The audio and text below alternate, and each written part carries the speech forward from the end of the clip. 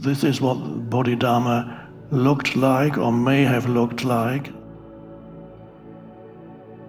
He certainly looks present.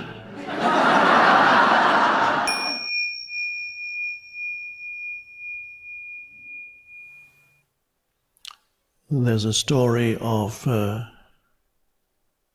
believe it was a British writer, Paul Brunton, I think it was, who in the 30s visited the guru, spiritual teacher Ramana Maharshi at his ashram in India in order to, he was preparing a book on the spiritual teachers of India. The book was later published under the title In Search of Secret India. And he visited Ramana Maharshi. The guru at that time was not too well known outside his immediate circle. And he had a list of questions, very important questions for his book. So he came into Ramana's room, and Ramana looked at him in a state of thoughtless awareness, and Paul Brunton looked at him, and he didn't ask a single question. All the questions dissolved in the presence. On that particular occasion, that was the first time he met him. He may later have asked him questions.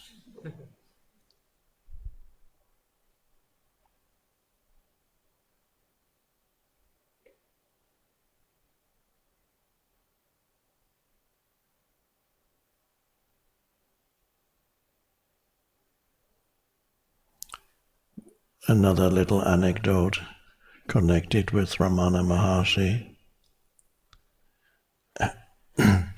A famous British writer visited the ashram. Somerset Maugham is his name. And again, he was preparing a book, a novel that involved an Indian spiritual teacher. And just before he was to meet Ramana Maharshi, Somerset Maugham fainted, probably because it was so hot. So they carried him into a room, and he was lying there on a bed. And when he came to, Ramana Maharshi was sitting there next to his bed, looking at him. And he was confused, he didn't know what to say, and Ramana Maharshi said something like, "Silence is the best speech." And that was the end of that encounter. And later on, in a novel called The Razor's Edge, Ramana Maharshi appears as one of the characters.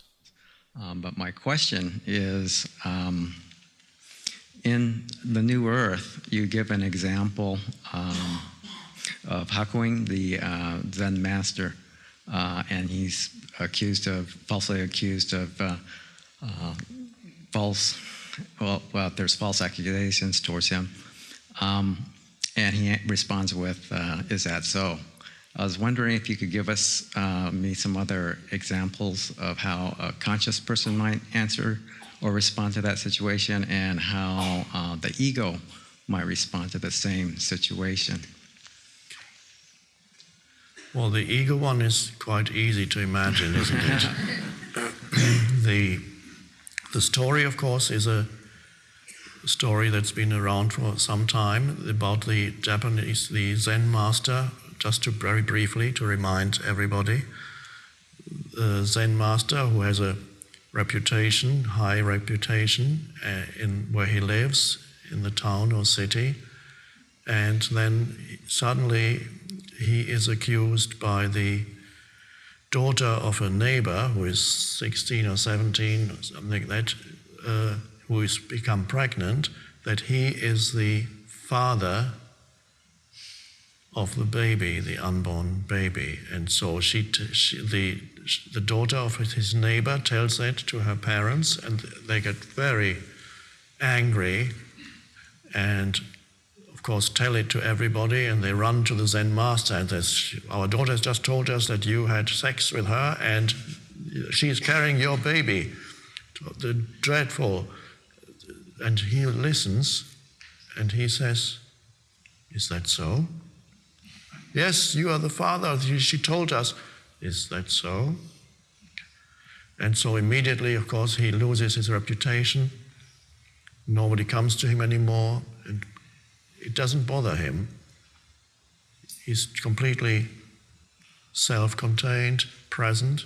He is presence. The baby is born. The parents come to him with the baby and said, here, you look after the baby. We don't want it. It's your baby. Is that so? They give him the baby. He looks after the baby, feeds it. A year later, nobody comes to see him anymore because he's lost his reputation. A year later, the daughter becomes a little bit more mature and confesses to her parents that the Zen master is not the father, but the boy who works in the butcher's shop next door. And the parents come to the Zen master, you are so sorry, we falsely accused you. She just told us that you're not the father. Is that so? And he hands the baby back to them. And the baby had a very good start in life, of course.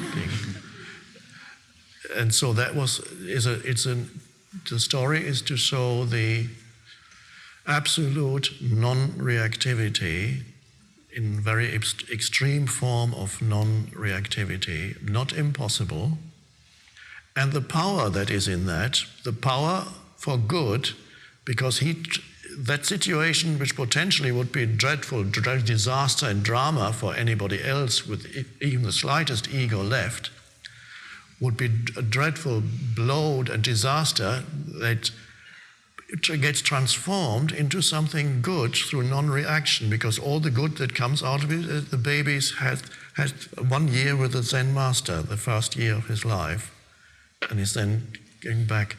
And then people come back to him. Okay, so you can see how non-reactivity transforms a potentially dramatic disaster into good. Your question is twofold. You ask, how would the ego have reacted? No, I don't need to say too much about that. You can imagine how an ego would say, how dare you accuse me? The daughter is evil. She's an evil bitch. She accused me of being and the parents are just as bad. And then you talk to everybody about it. You call them on the phone. You know what they're doing to me? They're trying to, and then all kinds of things. Talk to everybody about it. Blow it up more and more. Give interviews.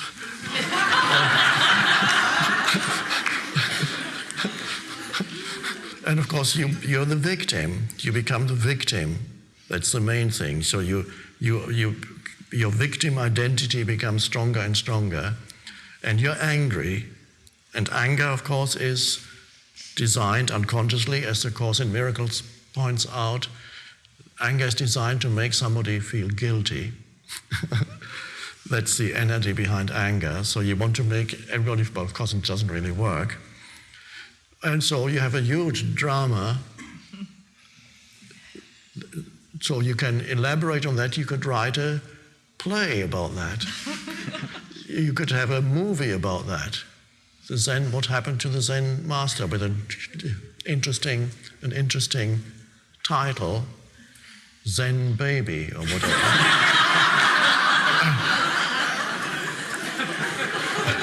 Now, you couldn't have a movie about this, what actually happened in this story, because nobody would watch it. There's no drama in it. Nothing happens. He just sits there. So I don't think you could, even if you wrote a script, I think the producers in Hollywood would not finance it. It could be very nice, short film, it wouldn't be a long film.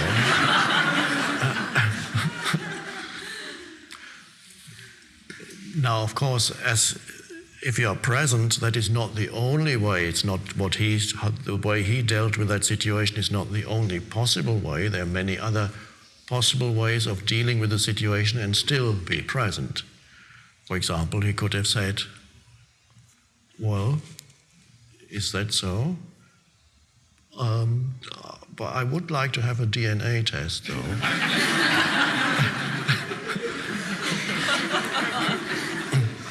So it's a practical step. You can still take practical steps. You're not condemned to complete inactivity just because you're present.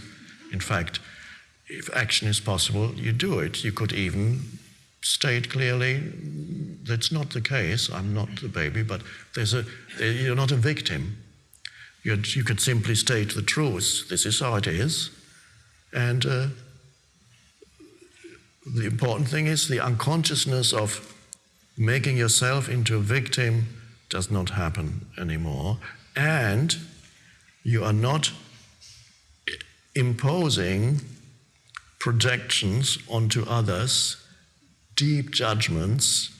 The little 17-year-old daughter who is not mature enough to tell the truth, you don't need to say that she's evil and manipulative or whatever the ego would come up with.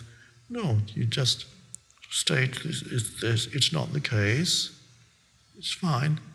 And whatever else comes out of presence, but there's always non-aggression, non-projection, non-judgment, because you see clearly that she did it because of her lack of consciousness. So what judgment could you have? There's lack of consciousness. That lack of consciousness is not a judgment. But if you make that into something evil in the other person, that's the judgment. So all kinds of ways of dealing with it and still remain present. The story gives us the most extreme way because then we can really learn. It shows us what is possible. So what a wonderful story. And the two, one could have even tell two stories. Tell one story of, this is an idea for somebody who is a fiction writer here among you. You could have one story that tells a story from somebody who is dealing with something consciously, and then you have the same story where it develops into huge unconsciousness and drama. It'd be quite interesting.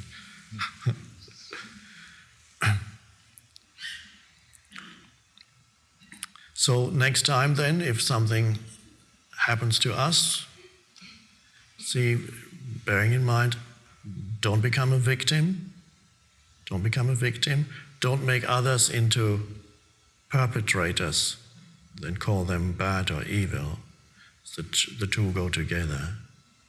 So wonderful, these challenges, aren't they? I just got, as I was coming in, got inspired to tell you that little story. It only takes a few minutes about my mum. Because there's some connection with us being here and the event that I relate in that story that happened many years ago when I wasn't born yet. So my mum was about 19 years old.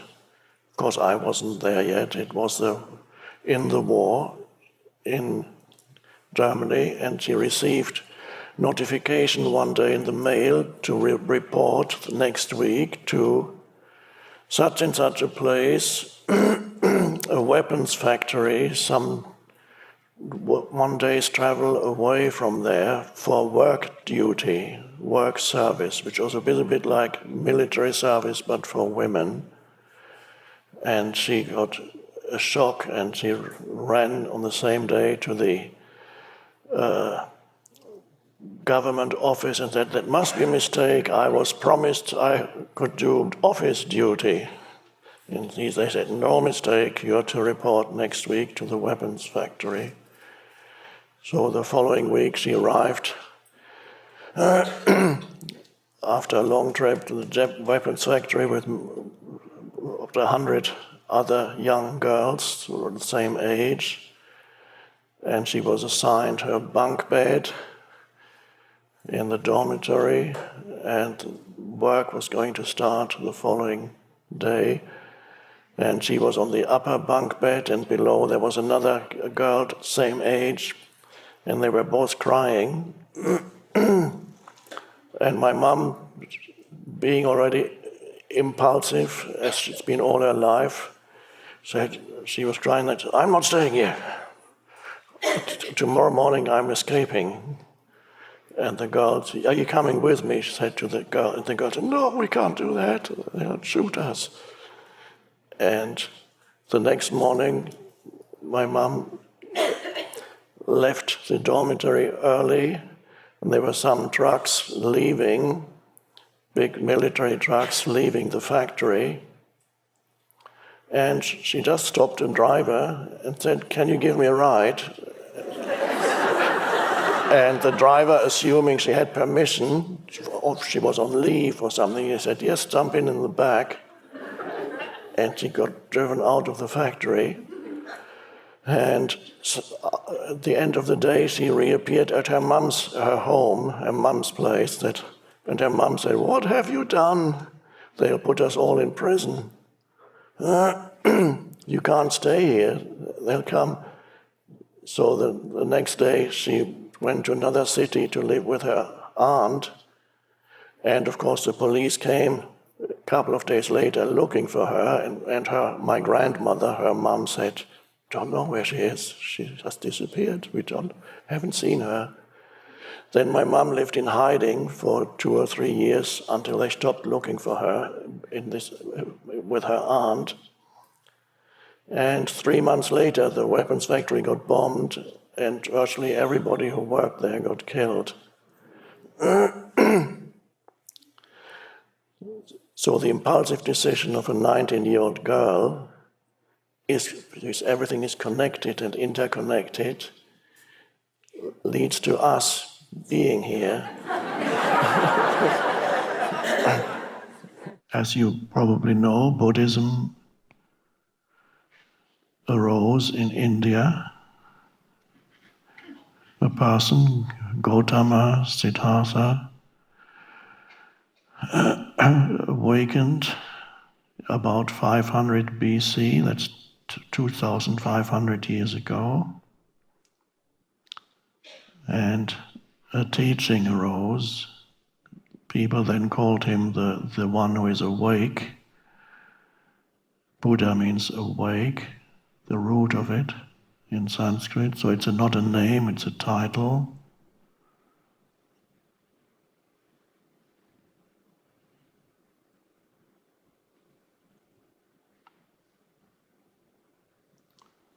And then it grew,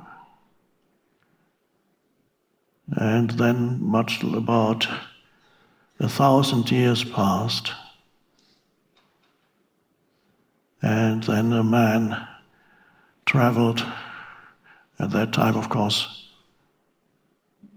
geographically there was not that much, the distances were so vast between countries.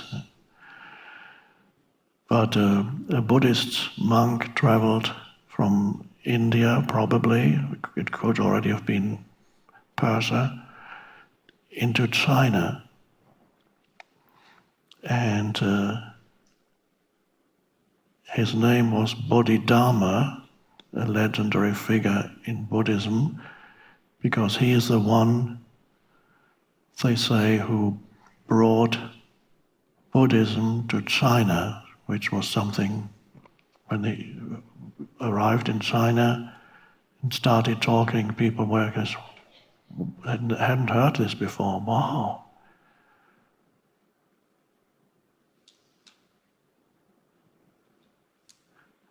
But at some point they connected it with a native tradition, which was Taoism. The the deeper aspect of Taoism could then merged with Buddhism after a while. And of course, Taoism, the wonderful, one of the greatest books that I've spoken about, the Tao Te Ching, probably also originated 2,500 years ago or so, same time as the Buddha, independently in China. So eventually Buddhism became transformed in China because it mixed up with Taoism and a different form of Buddhism developed. But the interesting story is that this man, Bodhidharma, traveled into China and he was the first, they say. And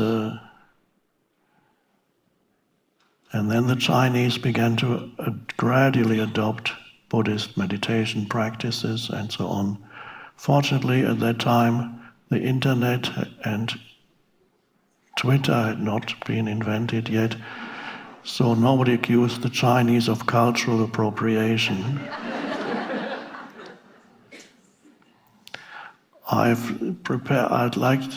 This is what Bodhidharma looked like or may have looked like. Let's see if it works to show the image of Bodhidharma.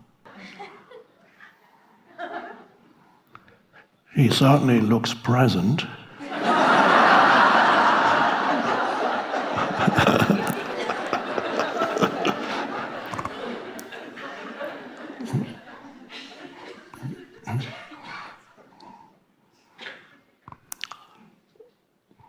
And that is also is the beginning of Zen. That was the Chinese version of Zen, and then in Japan it became something else.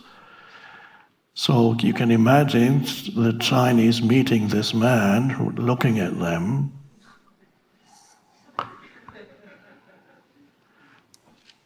And then a problem arose because they learned about the Buddha. And the Chinese writing, of course, is pictographs. It's not like Western writing, where the writing represents a sound, which represents the thing. So in Western language, Western writing is twice removed from the thing. If you write table, the writing of table represents the sound. And the sound, when you say table, it represents the thing. So they say, what can we do? But there must have been somebody awakened already there in China who came up with the Chinese character for Buddha. They had to somehow create it. And there it is. And now the amazing thing is, it consists of two characters put together. The first one means man or human being. You can see it's distantly related to a picture of a person.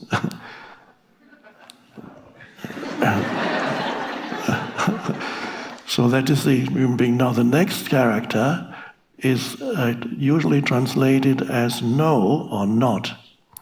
It's a denial. It's also related to the idea of undoing or dissolving, but it's the denial of not, so it denies the first. So, human being, not. And so, if you go to scholars, they might say, well, they did this because they thought that Buddha wasn't really a human being, he was a superhuman. But that's not it. There's a recognition there of the two dimensions that make up a human being. There is form identity and the recognition of the ultimate illusion of form identity. So there's form identity, the person, and the denial of form identity. So the denial of form identity is the arising of essence identity. And so it's incredible how somebody must have had deep insight to create that character that explains the essence of what Buddha means, but it really is the essence of every human being. So, in that sense, as you might know, the way I interpret the term human being is that the human is your form identity, the human is the person that you are with a history, and is both the body and the conditioned mind. That's the human, the personality, and the being is the unconditioned. The being is your essence identity, which is the unconditioned consciousness. So you are a human being. And in a way you could interpret that character else also as on the left side is the human, and then there's the denial of the ultimate reality of the human, and there's the emerging being.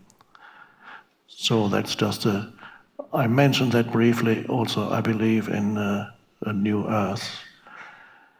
So it's wonderful to see that there's a deep understanding behind that character. I'm interpreting that. I have no idea about Chinese. I'm not a scholar, and I don't write or speak Chinese, but the moment I saw that, and I was told this means Buddha, no, human being, human, no. I said, wow, that's amazing. Do you remember, or maybe you don't, or you do, in the Gospels there's a line that Jesus said, 2 words, deny thyself. Deny thyself. And now look at that character. Man, human, no. Deny thyself, which means recognize the ultimate unreality of what you call yourself. Then the essence of who you are emerges, which is formless consciousness.